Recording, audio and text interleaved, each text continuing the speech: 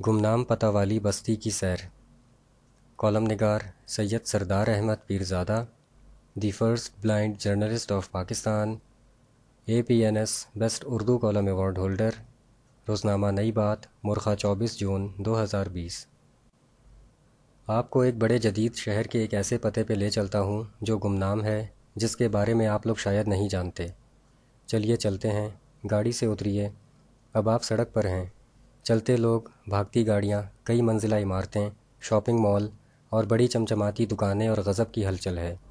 اپنے پیروں کو تکلیف دیجیے، آگے بڑھیے، تھوڑا اور، سیدھا چلتے رہیے، بس اب دائیں یا بائیں کسی بھی طرف مڑ جائیے۔ کیا ہوا، راستہ ختم؟ ارے نہیں، راستہ تو یہاں سے شروع ہوتا ہے۔ دھیان سے دیکھیے، دو عمارتوں کے بیچ کچھ سرنگ سا دکھ رہا ہے، بس صحیح راستے پہ ہیں، رکیے مت، چلتے جائیے۔ اب چوڑی سڑکیں تنگ گلیوں میں بدل چکی ہیں، عمارتیں ٹین پلاسٹک کے 10x10 کے گھروں میں، شہر کی چمک کسی گھوپ اندھیرے میں کھو چکی ہے، اور اپارٹمنٹس کے باہر رکھے گملے اب کچرے کے ڈھیر میں تبدیل ہو چکے ہیں۔ تھوڑا اور آگے جائیے، گلی اب نالی بن چکی ہے اور نالی ہی آگے کا راستہ ہے۔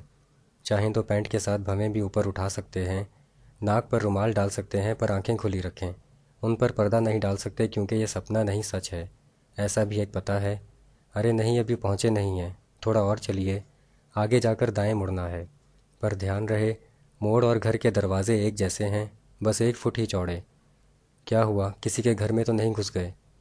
کوئی نہیں، بھول بھلیاں جیسا کچھ نہیں ہے، بس ایک ہی کمرہ ہے، شاید آپ کے اسٹڈی جتنا بڑا ہوگا۔ اسی ایک کمرے میں 5 لوگوں کا خاندان رہتا ہے، کچن بیڈ روم سے لے کر باتھ روم تک سب یہیں ہے۔ کتنے طریقے سے ایک کے اوپر ایک دال آٹے کے کنستر رکھے ہیں۔ کپڑے کی ایک الگ الماری نہیں ہے، بس دروازے کے پیچھے 2 گٹھڑ بنا کر رکھ دیے ہیں۔ اب دیوار پر دیکھیے، ادھر، ہاں آپ کے پیچھے، وہیں کچن کے شیلف پر، تھالی سے لے کر کرچھی تک سب وہیں پر ٹنگے ہیں۔ جو بغل میں 2 فٹ کی دیوار ہے نا، ہاں بس وہی باتھ روم ہے۔ کیا ہوا، بیڈ نہیں دکھ رہا؟ وہ جو کونے میں ڈھیر رکھا ہے وہی بیڈ ہے، سونے کے وقت کھول لیا جاتا ہے۔ کیا ہوا، آپ کو نیچر کال آ رہی ہے؟ ارے جلدی کریے، باہر آ جائیے، اب نیچر کال ریسیو کرنا تو ½ کلومیٹر دور چل کر پھر لمبی لائن میں لگنے کے بعد ہی ممکن ہے۔ چلیں اس کو ہولڈ پر ڈالیے، آگے بڑھتے ہیں۔ آگے سے دائیں مڑ جائیے، اگر دایاں بایاں کچھ سمجھ نہیں آیا تو کوئی بات نہیں ہے، فون مت نکالیے، یہاں گوگل ابھی تک نہیں آیا۔ سامنے دیکھیے، کچھ لوگ دکھ رہے ہوں گے، کچھ دھواں سا اٹھ رہا ہوگا، ہاں وہیں جہاں سے چلم کی مہک آ رہی ہے، تاش کے پتے سجے ہیں، ان سے پوچھئے، یہاں کے واسکو ڈے گاما وہی ہیں، آگے کا راستہ انہیں بخوبی معلوم ہے، ان کے بتائے راستے سے آگے بڑھیے۔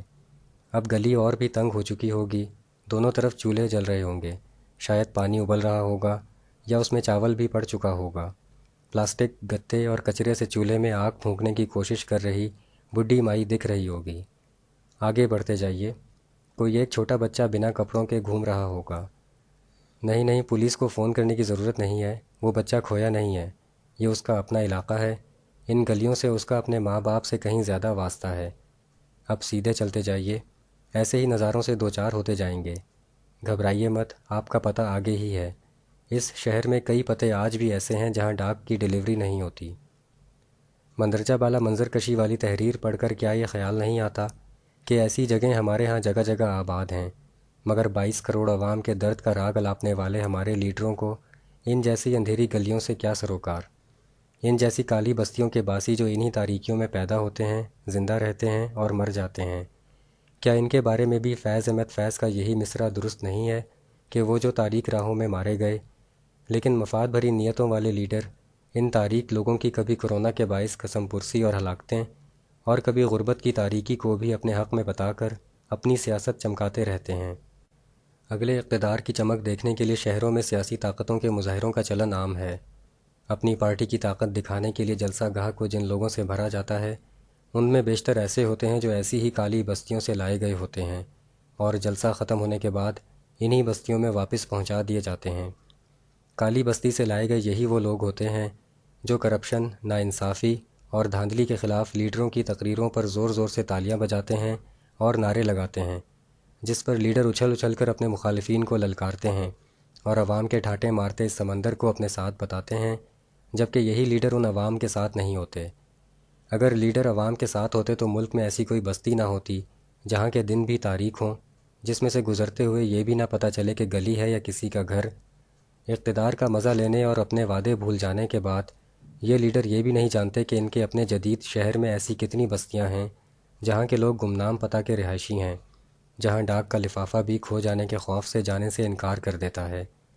کبھی ایسا ہو کہ ہمارے لیڈروں کو ان گمنام پتوں والی بستیوں کی سیر کرائی جائے اور کچھ دیر کے لیے ان لیڈروں کو گمنام پتہ کا رہائشی بنا دیا جائے۔ کیا کبھی ایسا ہوگا؟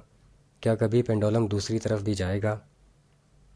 زندگی تیرے تعاقب میں ہم اتنا چلتے ہیں کہ مر جاتے ہیں۔ شکریہ، دی اینڈ۔